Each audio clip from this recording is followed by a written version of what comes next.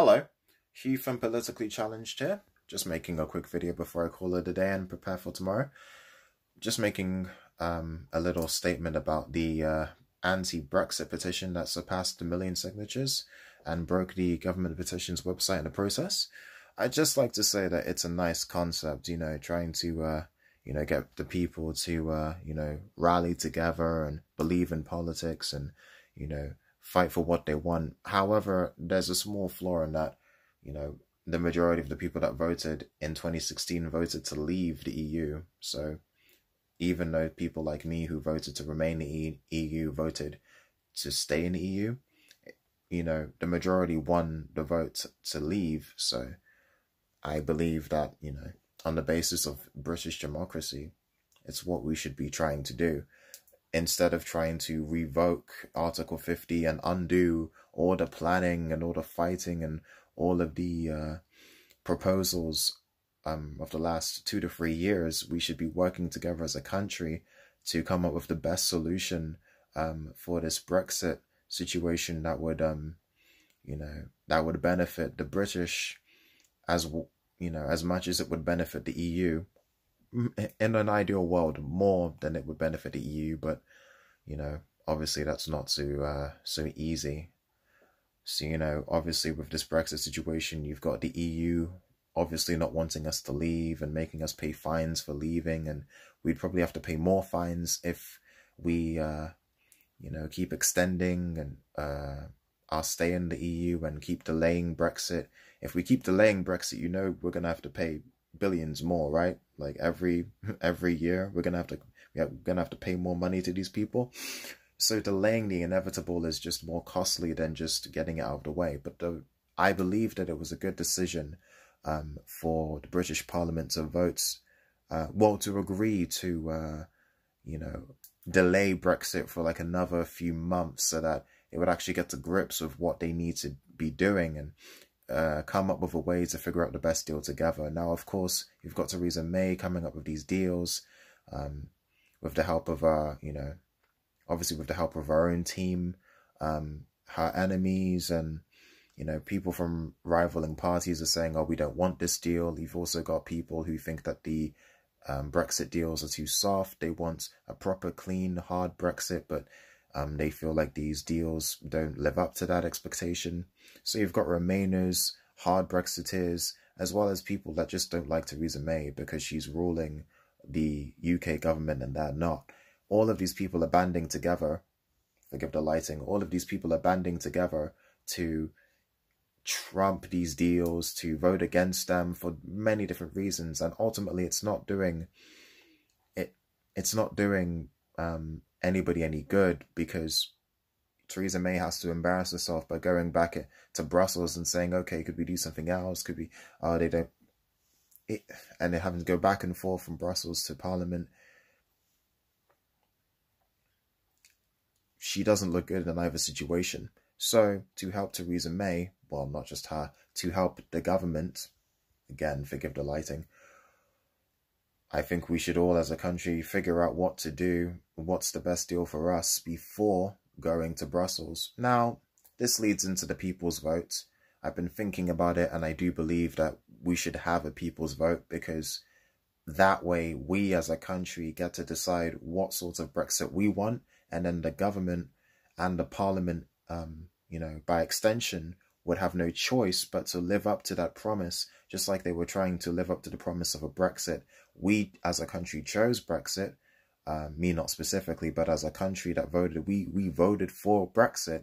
Therefore, logic dictates, well, at least there's a logical argument that suggests that we should be the ones to vote on how Brexit is implemented. That makes sense. That I can live with. That I can deal with. Because this infighting within the Parliament, it's clearly not working. Clearly, they can't get the job done by themselves, no matter how hard they try. And it's not entirely their fault. This is a very complex matter. Everybody wants different things. Some people just want the best for themselves. Some people want the best for their country, but they're doing it, they're not thinking of the bigger picture. And some people just want to piss off Theresa May. Let's be honest. That's all this is. They want to destroy her career. The second she's no longer Prime Minister, they'll They'll put her down as one of the worst prime ministers in recent history, when really everything she was doing was because she inherited a previous prime minister's mess. And not just Cameron's mess, Boris's mess, Gove's mess, Farage's mess. They all wanted to jump ship, but she was the one that had to handle it and deal with everything. Now, I have my grievances and my issues with Theresa May's leadership and Theresa May as a person. Sure, things that don't need to be discussed in this video, but I have my grievances. But regarding Brexit, I truly believe that she did the best that she could. I truly believe, despite the fact that she herself was a Remainer, I truly believe that she did the best that she could. Obviously, she wasn't going to try and push for a Brexit that the so-called hard Brexiteers wanted, but I feel like she's doing the best to try and come up with a deal that would be a compromise between what the British Parliament want and what the EU want. But unfortunately, the EU wants something different to what the British Parliament wants.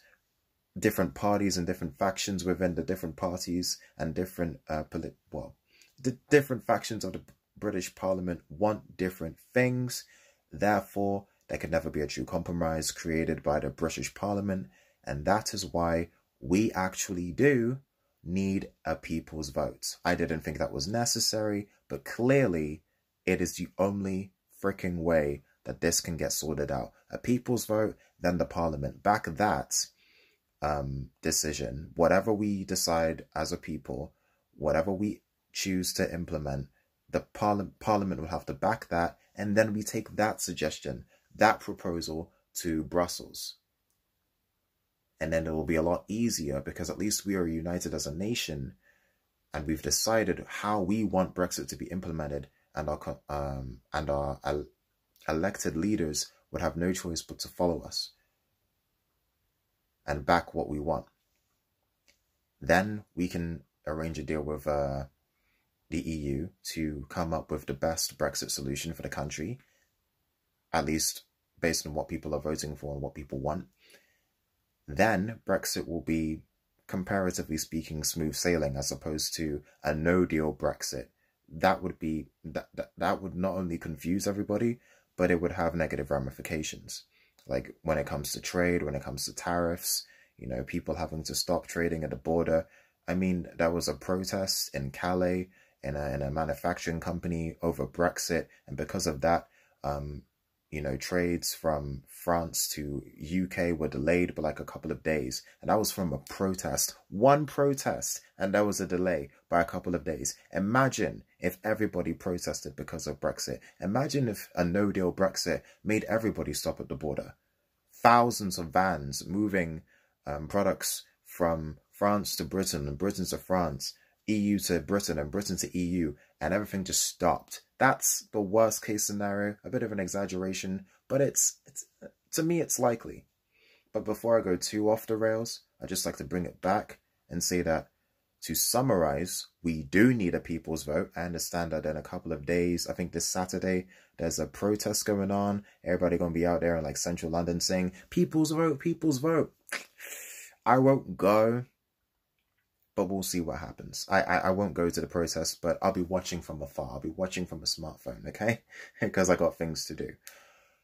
On that note, people's vote for the win. We need a smooth Brexit, which is a compromise between what we want and what British Parliament wants and what EU wants, if that's even possible, but that's what we should be hoping for. Until next time, bye.